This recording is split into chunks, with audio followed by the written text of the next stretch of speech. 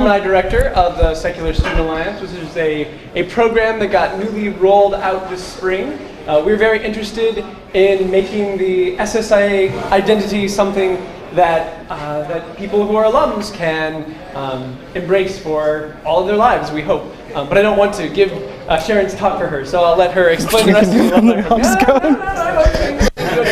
the Sharon has a very distinguished history in the movement. She was one of the, and is actually a fantastic example of an alum of the Secular Student Alliance groups going on to stay involved in the movement. She was the president of Students for Free Thought at The Ohio State University back in 2005. Okay. And was and held various other officer positions while she was there. After she graduated, amongst other things, she went on to become the president of the Humanist Community of Central Ohio, and for several years, continues to be involved, but for several years led the transition of that group from a small community group with a sparsely attended monthly meeting to an organization that has over 11 events a month of all different types and kinds, has all kinds of programming for families with children, and is really a blossoming community, and has hired its first part-time staff member, which is a rarity amongst off-campus groups, or I guess on-campus groups too, in the secular movement. In addition to having that credibility as somebody who's gone from the sort of alumni, from the student to active alumni role, Sharon is fantastically dedicated to the secular movement in other ways. For instance, when the power went out at our office, she and her husband agreed to host the entire campus organizing team in their house because they had power. So there's some funny pictures on Twitter, I think, of everybody like sitting in their living room working furiously on the conference. So that's also just kind of gives you a feel for how deep in Sharon is in this whole thing. And of course, for those of you at Free Thought Jeopardy last night, you already know this, but Sharon recently won a statewide, well I guess regional, whatever, strongman competition, and is headed to nationals. So don't anger her. But if you need heavy things for her to lift, no, she'll probably say no.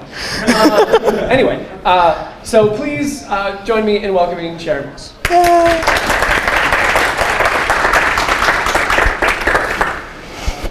Thank you, Og. Og is responsible for getting me involved in the movement in the first place. So thank you for that. You know, back when we were both sort of young and clueless, I stumbled across Students for Free Thought tabling on the Oval back in 1990. But anyway, thank you for the lovely introduction. So, good morning. Hopefully everybody's awake. Yes, no, maybe. Yeah, okay. I'm working it out too. We'll see. Hopefully, I think, so waiting for the coffee to kick in. But let's go. So, what's an SSA alum? You may be asking yourself as you sit in the audience. So hopefully you recognize our lovely logo and is everyone here part of a campus group?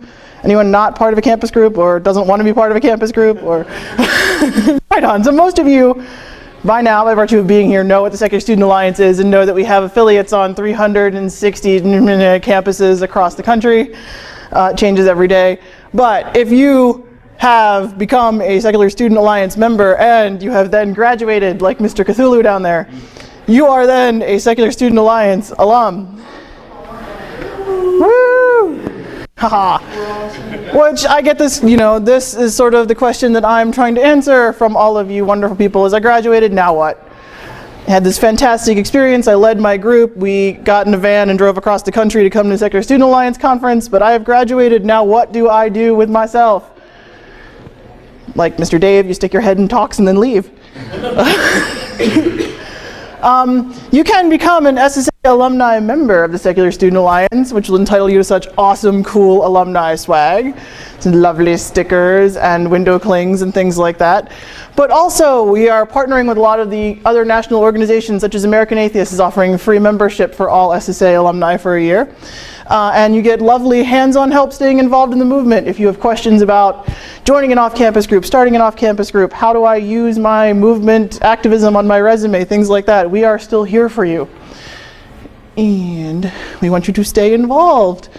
Ways you can stay involved: we do have an unusually large number of really brilliant people amongst our Secular Student Alliance ranks, so a lot of you decide to go to grad school for some crazy reason.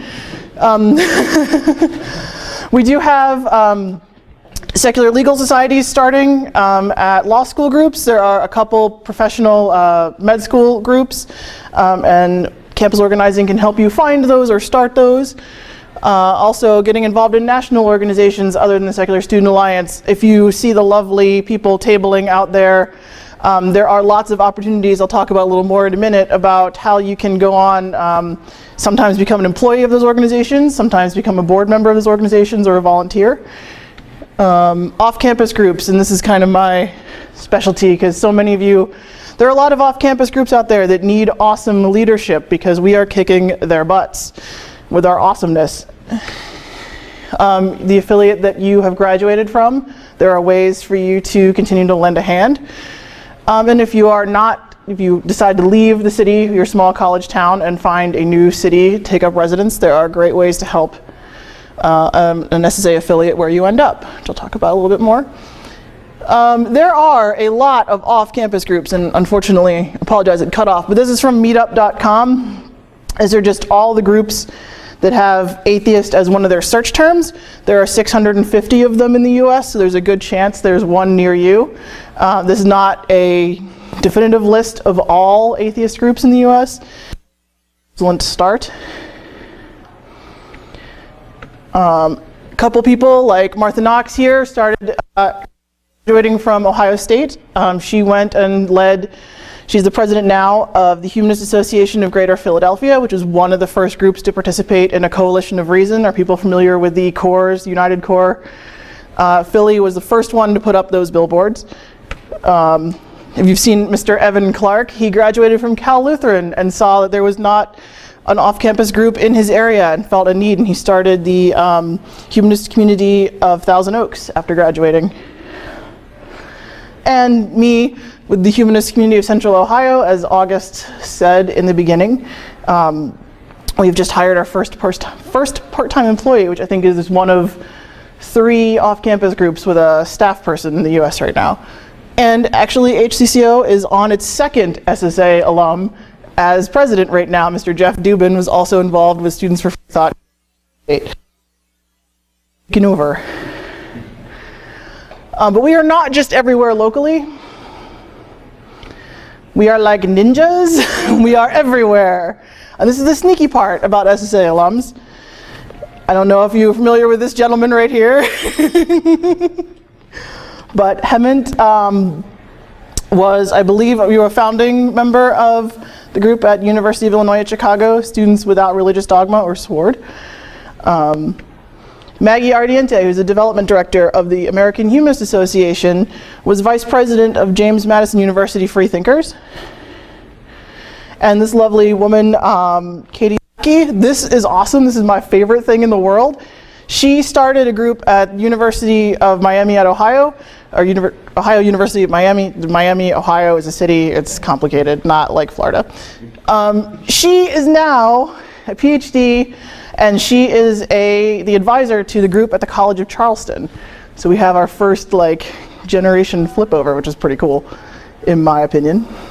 And also a lot of the SSA board, a lot of the SSA staff, former student leaders, because the juggernauts of secular awesome continue forever and ever. Let's see, but ways you can stay in touch with your group is to keep in touch. Make sure the leadership has your info when you graduate, and please respond to them if they reach out to you. A lot of times, they'll send you a message on Facebook, like, where did you put the signs last year when you graduated? Even if you don't have a complete answer or the answer to their question is no, always respond to them.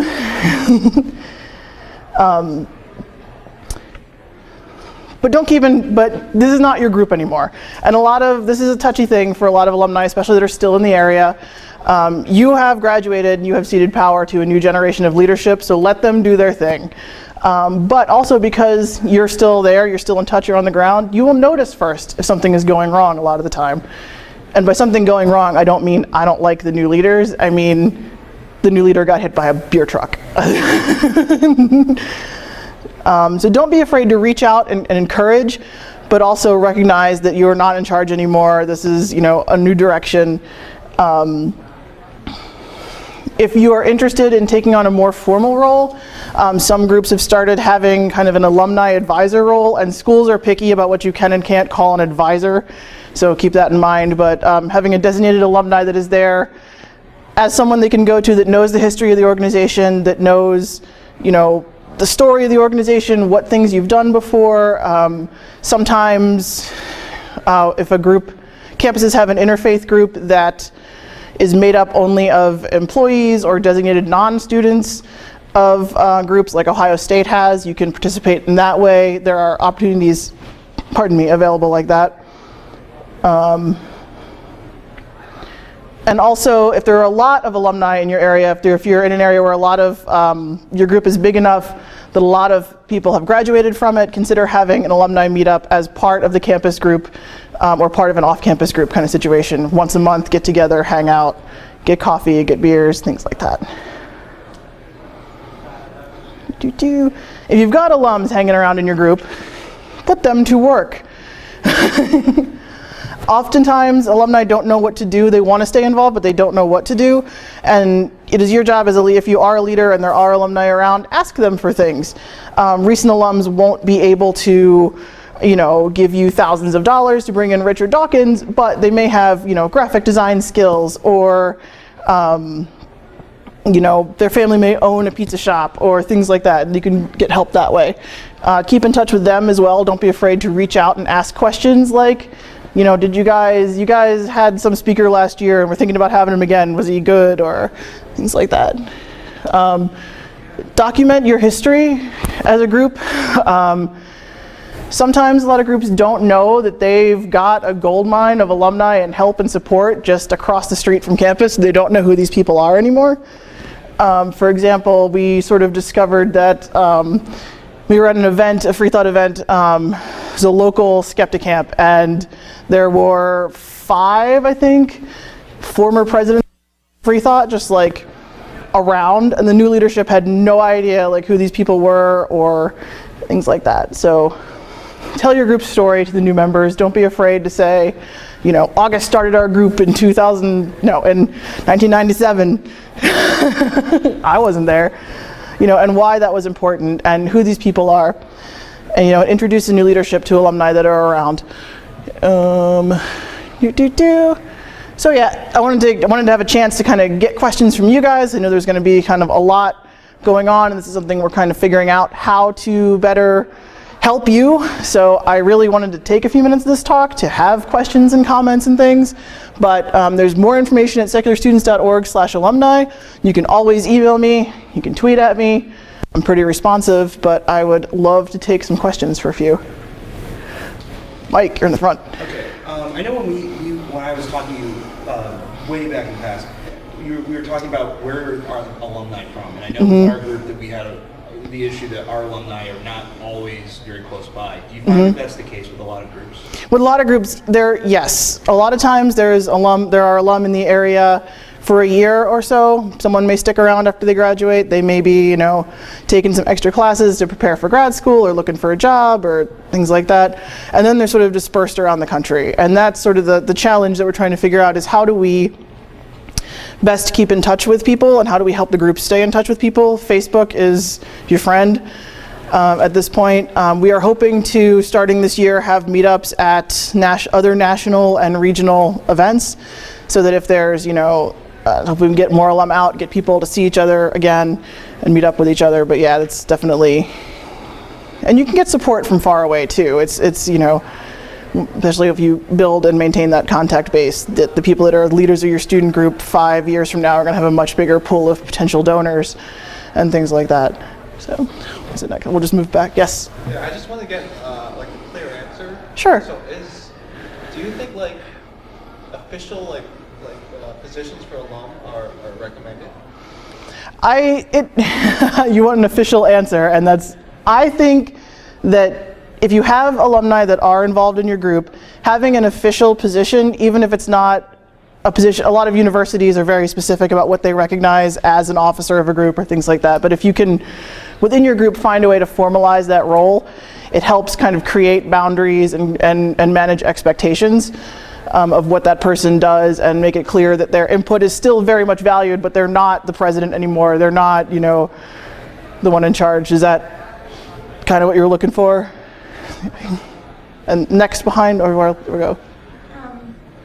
You mentioned groups at graduate and professional schools. So Mm-hmm. if someone wanted to go to law or medical school or some other professional school like that, is there someone that they could contact or some method of starting an SSA affiliate in a professional school environment? Yes, and this is an area that I'm working with campus organizing, and we're still kind of working out like what the best way to do these are. I think there are maybe 3 or 4 secular legal societies that are officially, and there's a lot more interest, and there are 2 or 3 at medical schools. You can absolutely contact me, and we will get you in touch, and it's still at a point where, we really want to see this happen and really want to help, because graduate and professional students do have different needs than undergraduate students, and a lot of universities don't let graduate students be members of an undergraduate student group as well. There's a lot of sorting that out, so definitely reach out. Hemet. For any new alumni, what do you think would be more beneficial, I guess, to the movement as a whole? Would it be starting let's say there's nothing in your area, would it be starting an off-campus meetup group? Would it be starting a local community? Putting your resources into a college organization that's nearby? It depends on your area as well. I think that for a person, you're helping out an SSA affiliate is really great, but you are no longer a student and your needs are going to change, and the things that you're doing are going to be really different. You may still want to hang out with students for a year or 2 after graduating and still fit in, but as you progress in your career, find a career, find a spouse, and in a couple of years after that, your needs are going to be very different. And while you can still be a really great resource to that group, you're going to want or be looking for a community that speaks more to you. So, but for the initial graduating, there's a lot going on: moving, looking for a job, finding a new friend.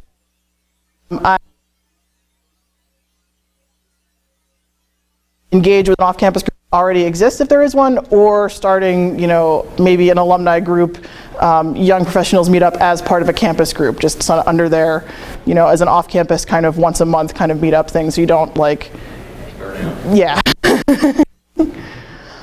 Yes. I noticed in the directory there are affiliates listed that aren't SSA, and they didn't have SSA in the name. Or Yes. UNS, Freethinkers. Mm-hmm. What's their relationship with the national organization? They are still affiliates. We have a branded affiliate program, which is people that use our name, and they get, there are more resources available to that. I don't know, Og, do you know better the branding? Sure. So they're all full affiliates. The ones that are the branded affiliates, they get the obvious advantage of having our name, which didn't used to be that big of a deal, but now it's actually getting used a lot in the media. So it sort of lends the local group an air of credibility instantly, which is kind of a handy thing. Also, we have a bunch of materials that have this name on it, and it's really easy for us to get a bunch of, in bulk, like banners and stickers and buttons and all that. So we send that out to the branded affiliates. We'll send it out to any affiliate actually, but it's way more useful to the branded affiliates because it's got their group's name on it. So yeah, does that answer your question? Yeah, kind of a follow-up. Are you the only game in town as far as a national opportunity to affiliate nationally? Nope. So the Center for Inquiry on campus also exists. So they're happy to have you, and we're delighted to have you have them. I don't know off the top of my head, I think the majority of our affiliates are joint affiliated, both with CFI on campus and with the Secular Student Alliance. And also, other nationals will provide support if you ask. Although we're frequently a useful conduit to that support, like Freedom from Religion Foundation is always happy to help, and the American Humanist Association, and I don't want to, I've already gotten myself in trouble by listing two, and I know I'm going to forget them, but there's lots of organizations other than the Secular Student Alliance and Center for Inquiry are also really stoked to see student activism. How would I sell somebody on affiliating particularly with this one as opposed to another one? Well, I would sell them on affiliating with both, but I mean, there's a vast list of services. If you go to secularstudents.org, and then there's like a for students section, then it lists like all like the Speakers Bureau, project grants, student travel aid, just tons and tons of things that we provide, and I can do my best to tell you what those are, but the campus organizers who are out running the registration desk, I mean, it's their jobs, so they can tell you even more detail. And obviously everything's on the website too, and it's free. So you know, there's that. So the cost is pretty low, and the benefits are huge. So. Cool, Greta.